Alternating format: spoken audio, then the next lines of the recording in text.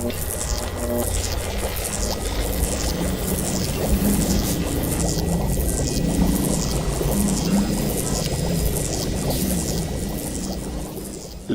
Welcome to part 3 of Project Amplifier. Today I'm going to be assembling this power amplifier modules, or these power amplifier modules, because it's basically the only thing I've got at the moment to do, because I haven't received anything else. So I will be assembling these pretty well made circuit boards with their parts and doing some tests. I'll also be mounting it on the heat sinks, or the heat sink. Now, I'm not going to be doing a step-by-step construction video on this. There's really no need. It's pretty straightforward. You just follow what's on the overlay here and put the components in the relevant spot. Now, I'm going to assemble everything on both modules except the output stage transistors. They'll be done last because I've got to, line it up to the heat sink, drill the holes and tap them out so I can mount it to it. So if I find anything during the way, I'll come back and take a piece of video of it, but mostly it'll be now you see blank boards, now you don't, sort of thing. Anyway, just one thing with the high power resistors, leave them off the board a little bit, and the same with these two diodes behind the heatsink. Leave them up a bit because they're going to have to sink a lot of current during a short circuit, and you don't really want to burn or char the board. So let's get this assembled and we can come back and do the hard part, which is the heatsink. The hardest part of electronics is doing enclosures and metalwork. Well, I lied. It's not completely assembled. Barely even scratched the surface. I just wanted to point out one little thing about this kit that I'm quite pleased about. The resistors that they give you, they've actually already cut one side of them in half. So you know that, well, in this case these 4 resistors are for one module and these 4 are for the other, with the same value here. These are a brown, black, orange, which I think that's supposed to be an orange, which would be 100k. So what I'd do is I'd split the other end in half and then just write on the tag here 100k and then put it to the side, so I can see instantly what it is, pick it up and just insert it. But I will measure this just to confirm that I was correct, that it's actually an orange and not a red. That would make it 10k otherwise. I'll just measure the resistance, la resistance. That's too. I need to get an auto ranging multimeter. And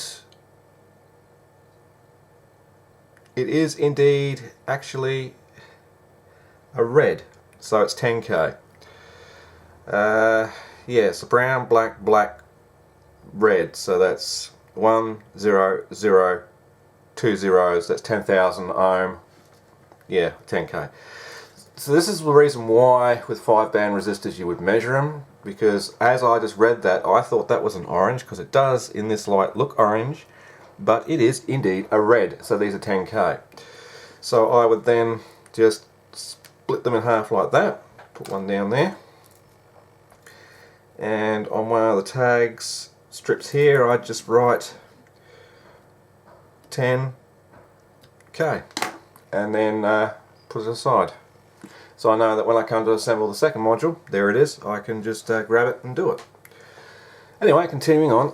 Alright, I got some progress. I've got the connectors all hooked up. These splay terminals, all I did was stick them in the holes, then put a piece of paper on top of it. I took it out of this thing, put a piece of paper on top of it so I could flip it over and put it on the desk and solder them in without them all falling back out. So they've also used in the VAS circuit for the 100 picofarad capacitor a 2 kilovolt monolithic capacitor. 2 kilovolt? Why would you need a 2 kilovolt capacitor there? That's just overkill. I mean, sure, with both supply rails added together, say plus minus 45 volt, that's 90 volt that would be probably present across that cap. But yeah, even 100 volt ceramic would have done. But 2 kilovolt? Wow. The others are only like 100 volt. This is 100 volt, 0.1 microfarad. This 471 and this 105 doesn't actually have any physical voltage rating on them. So this one and that one don't even have a voltage rating. But I would assume they'd be also 100 volt caps.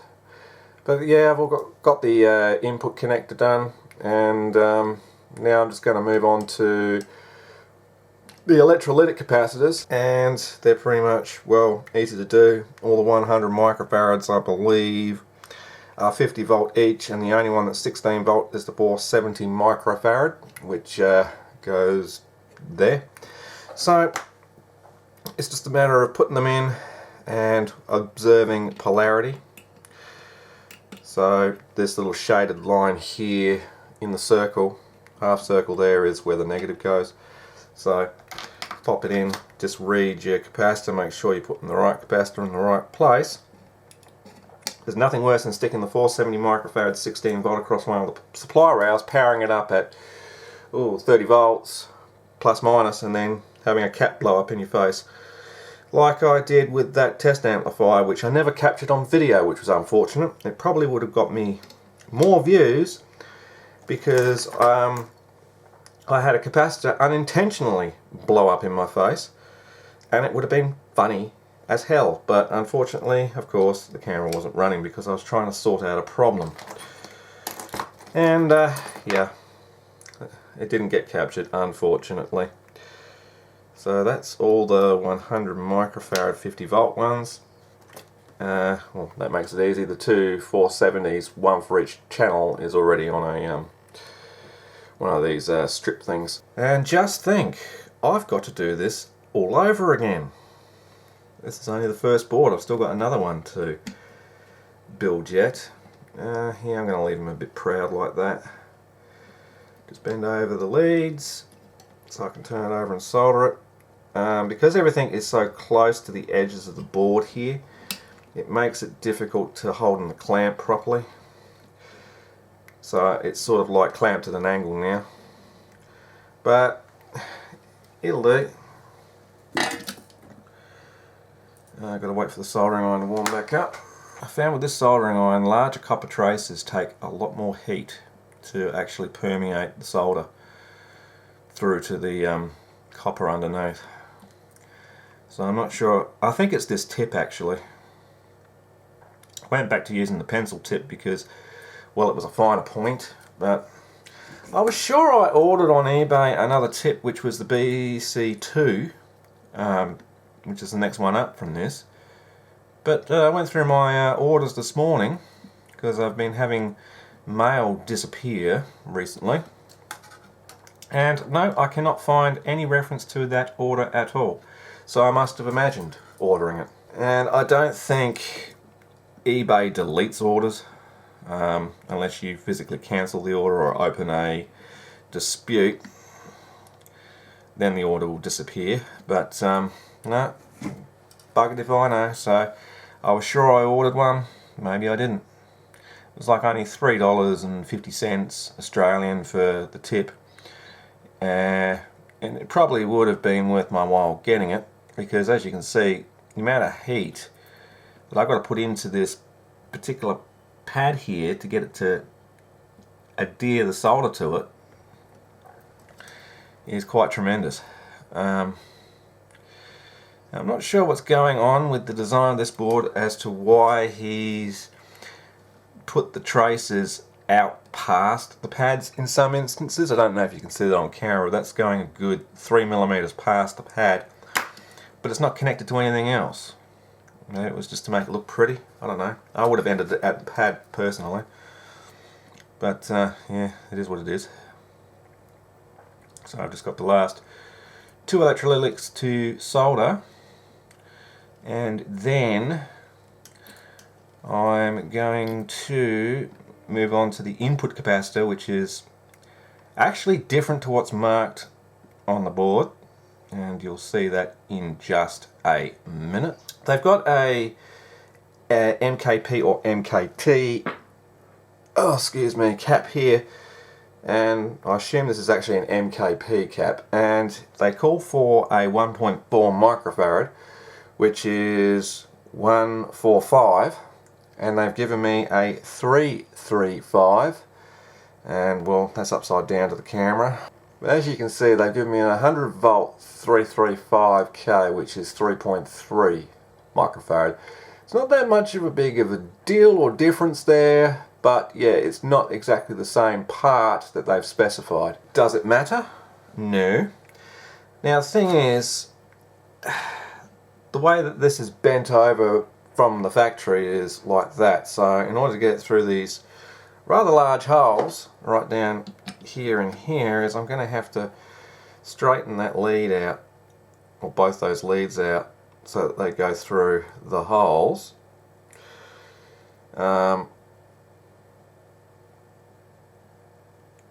And then solder it. So it's not exactly as straight as I wanted it, but see, and it just goes in. But now I've got a problem. That jaw of the clamp is now in the way, and I've still got transistors to mount yet, so I'm going to try and mount it by the very edge. Get quite a bit of tension on that spring so that I can lose the capacitor, but yeah, that'll work just fine, I think. So how am I going to solder that in without it falling out?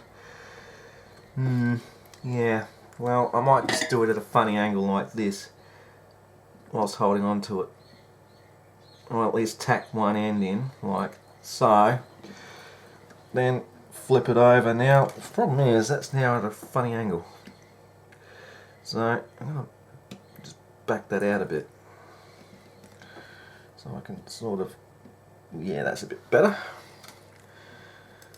So I am loving this tool, I must admit. It's certainly paying for itself.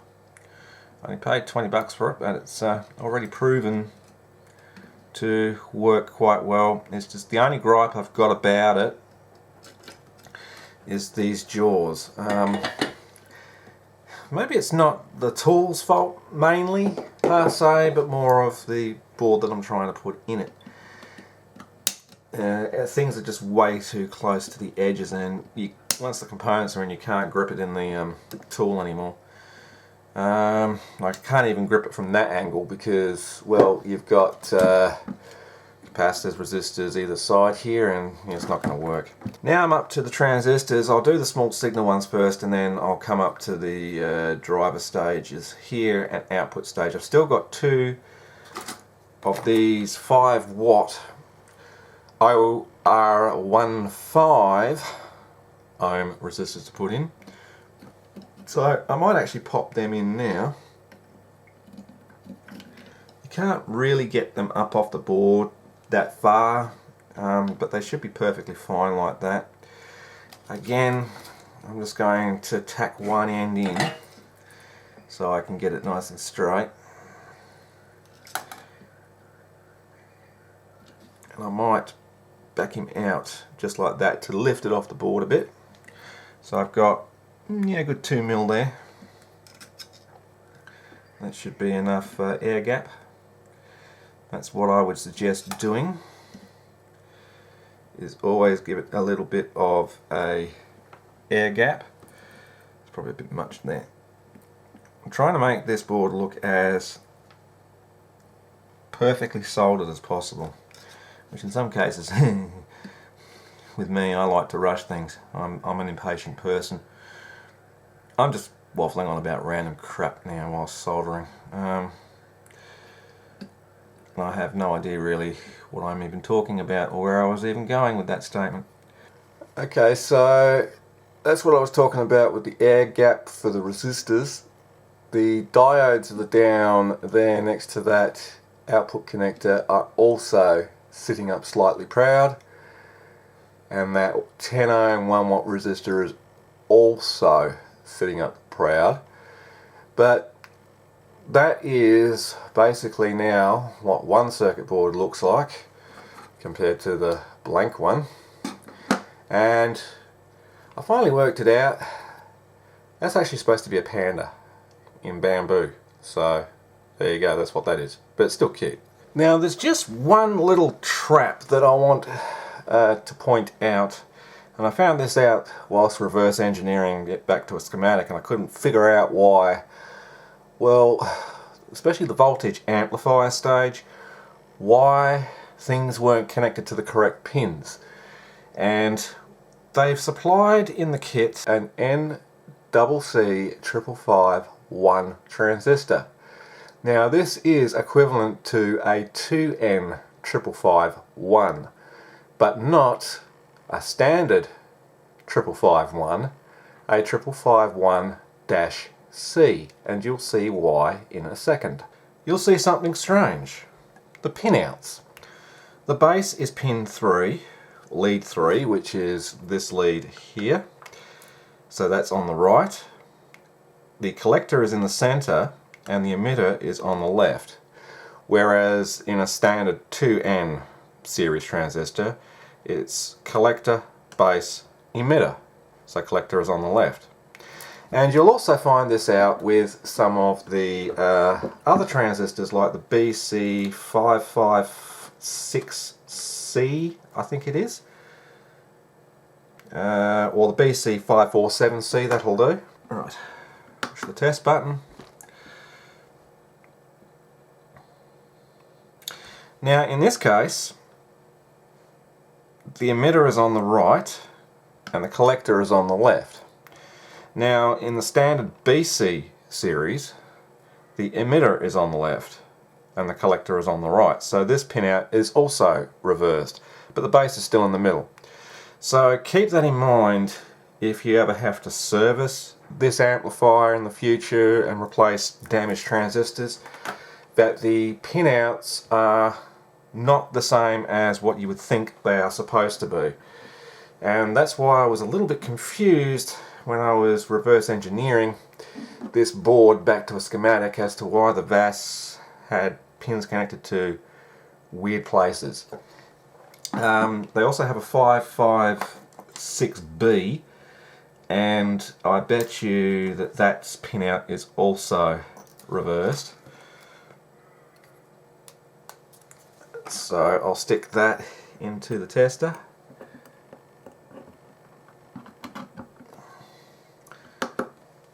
And that should come up as a PNP.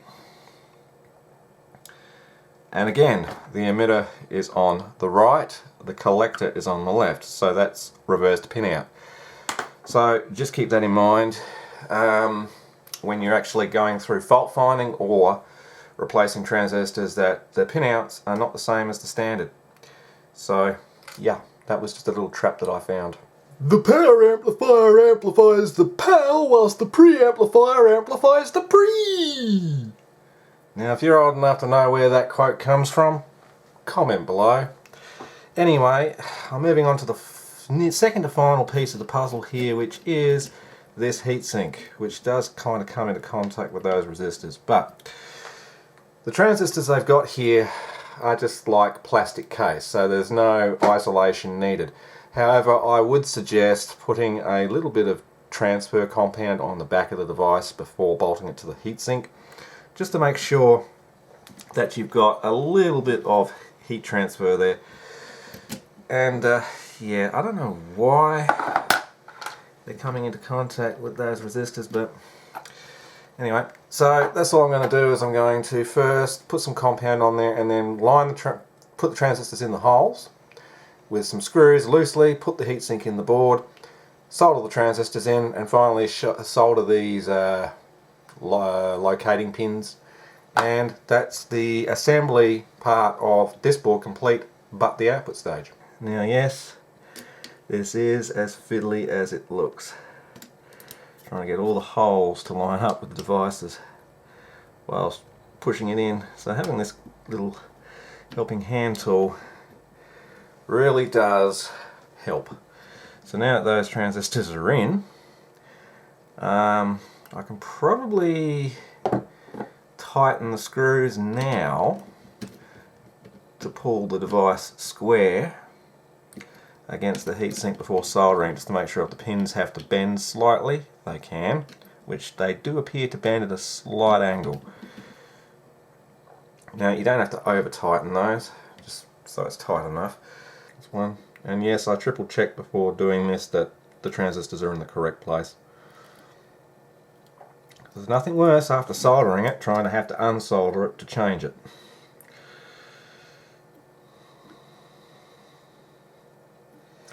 Okay, that's done that bit.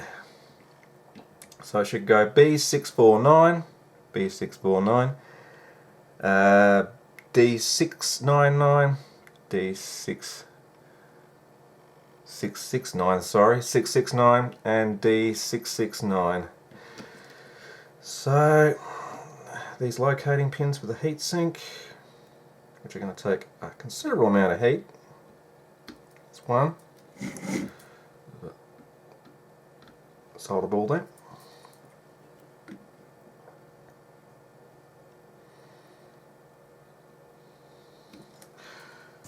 There we go.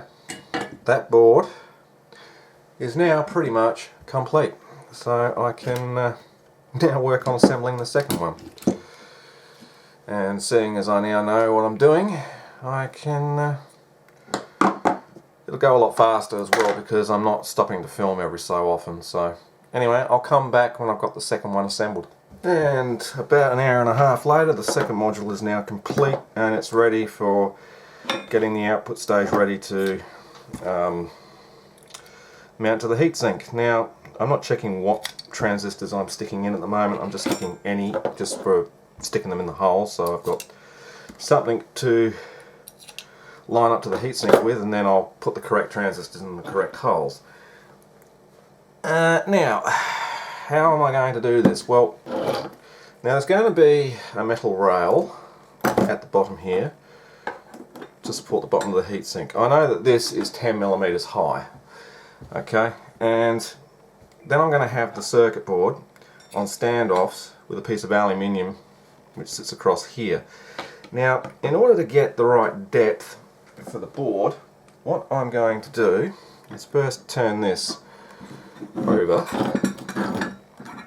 because that'll line up flush with the bottom of the case. And I'm going to mount some standoffs in the circuit board. Okay, I could only find 3 10mm standoffs, but that'll do for getting a basic alignment here.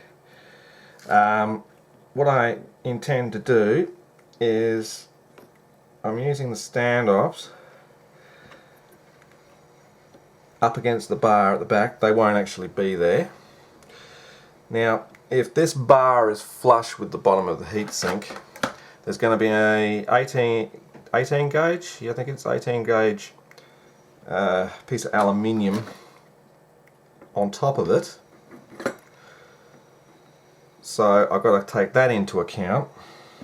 So I use this plastic front panel out of a case and just carefully turn this around. And that's not exactly the right thickness, but it's going to be close enough. I'm not going to get too anal about it. And just make sure that the circuit board is straight, one's falling forward. So now I need to know if this would stay still for me.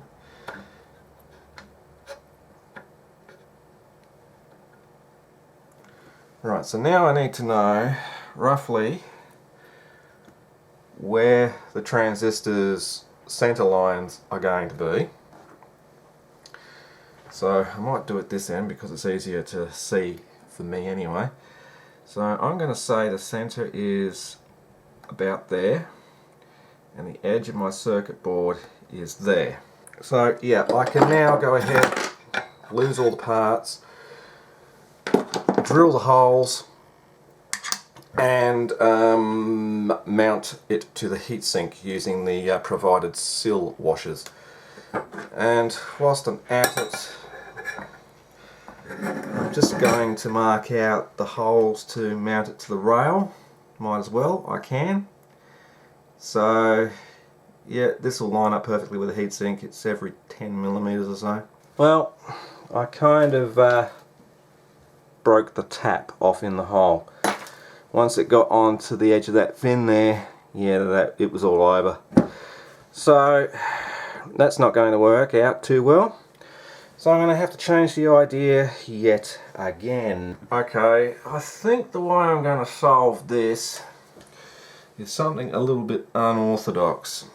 Is I might move those transistors down a bit, but what I'll do is I'll, on the new heatsink, line up to each of these fins right in the middle, take the transistor and bend the leads slightly at an angle, like a right angle, just to get it to fit, because otherwise it's going to like be over crooked like that and it would look pretty weird. But I mean, I could do that too, but it just looks stupid. I mean, I don't know what anyone else thinks, but yeah, having the transistors over crooked like that looks stupid. If I give myself enough lead, I can certainly just massage the transistors a bit just to fit in there. It'd be nice that whoever designed the circuit board for this MX50 had actually made the frickin' measurements metric, so every 5mm spacing would have been nice. But so I'll start again with the other heatsink. This I'll scrap and keep for something else. Right, there it is, mounted to the heatsink, albeit the right hand channel, which is on the right hand screen here, is, well, one of the transistors looks a bit how you're doing over to the right there, a little bit twisted. But you do what you have to in order to make things work. I mean, I've seen commercial grade gear built worse than that. Do I like the idea? No, not really. It doesn't look very professional, but it is what I have to work with. And it's lucky I bought two of those heatsinks, because in the back of my mind I must have known that I was going to fuck it up. So anyway, I think it's time for some preliminary power on tests and see if it smokes or goes bang or whatever else. Let's find out. Okay, I hope after all this effort it's going to just work. I've got the power supply set to ±12, the minimum this board operates on. I've also got a plastic Stanley knife underneath the front of the board because the thing has a tendency to fall forwards. So I'm going to turn the load on, watch the current. I've got the current limit set near minimum, so if it starts drawing excessive amounts of current, it'll just go into constant current mode. So here we go. And I've also got a multimeter hooked up to the output of the amplifier, and I currently have about 5.2 millivolt at 12 volt plus minus. That's not too bad. So I'm just going to do a heat check here, make sure nothing's getting hot, which it's not. So I'm going to slowly wind up the voltage. I've got about 20 mA draw at the moment. We're now at 15, we're still at 5.2 millivolts on the output, 20 mA current draw. Winding it up even further to say 20. Still 20 mA current draw. So we're now at ±20 with still 5.7 millivolt on the output and 20 mA current draw. Everything feels pretty good. Yeah, we've got an output. I was kind of wondering why it was all square wave and not much voltage output. That was because I had current limits set to minimum. Of course it's not going to work. So we're at 1 kilohertz at 1 volt input, and we're getting roughly a current draw of, I'm going to say, about an amp currently at 20 volt. And we're not even clipping yet, so I'm just going to increase the amplitude to its input sensitivity, which is 1.2 volt peak to peak. And I can go even further, 1.3. Now it's flat topping at the bottom. So about 1.3 volt is the max input. I'm getting a Voltage peak to peak of 35 volts. It's getting mildly warm, but it's not really overly hot yet. And that's not even running at its full power yet. Fuck! Okay, so it's been running a little bit of a while now. Well, there's one channel. I'm going to take the voltage up even further to, well, the maximum I really want to go is 25 really, because I can't go any further than that. And I'm now at a rough current draw of, I'd say, about 1.5 amps now. It keeps on changing, it won't remain stable. Actually, I don't think, no, the current's still about 1.3 amps. And the output is only gone up about a volt, so half a volt really, 35.6. Okay, so I'm going to call it at that, 35.6 at 25 volts plus minus input. Still 1.3 amp. So I don't think I'm going to get much higher at 35 plus minus. How high can this power supply go? 27 volts, 28 is about the maximum it's getting, and I'm still getting about 1.3 and still 35.6. So yeah, I don't think I'm going to get much more output out of it than that. So I'll wind it back to 25 and leave it there. And so now I've got to test the other channel just to make sure that that's working, and that's not even really getting hot. Neither is the drivers. So that's pretty good. Okay. So I now know that the left channel's working. Now I've got to test the right channel. Okay, got everything set up now on the right hand channel. I have power, output and across the multimeter at 200 millivolts measuring range, and we're going to see what the DC output offset is. And we're back down to plus minus 12 volt thereabouts with the current limiting set really low. So turn it on. Oh, there's no input connected either. Turn it on. Again, we've got 20 mA current draw and about 2 millivolt output. Pretty much in the minus though. So yeah, okay. So the DC offset's reasonably okay, so I can back off the current limiting and put it all the way full. Bring the voltage up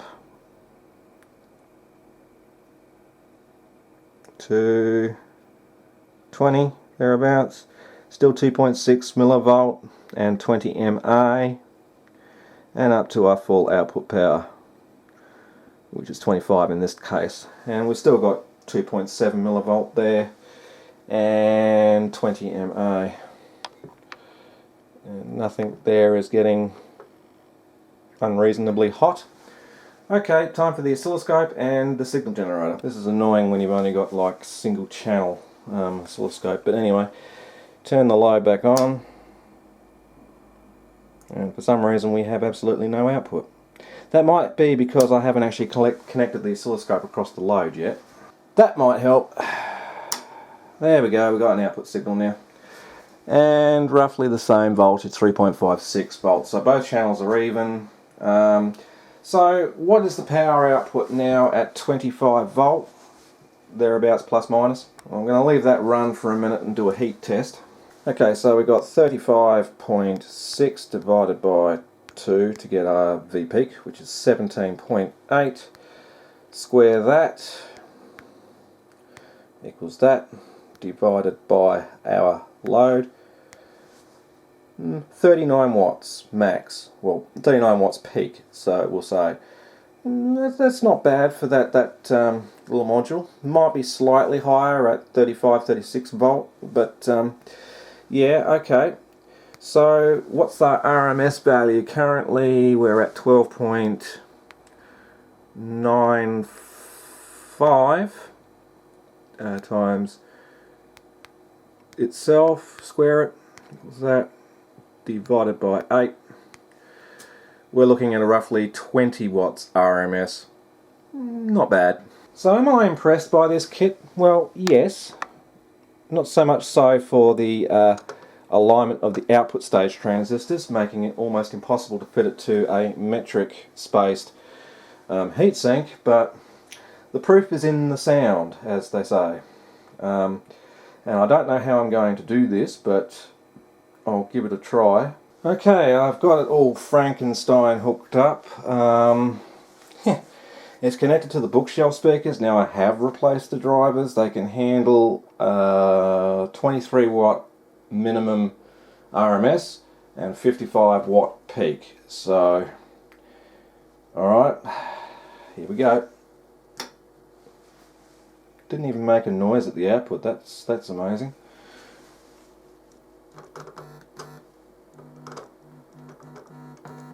Well, I can hear it's amplifying. So let's hook up an audio source and see how it performs. Okay, it's hooked up to the laptop. It's turned on. The volume's down at minimum on the laptop. Let's see how it sounds.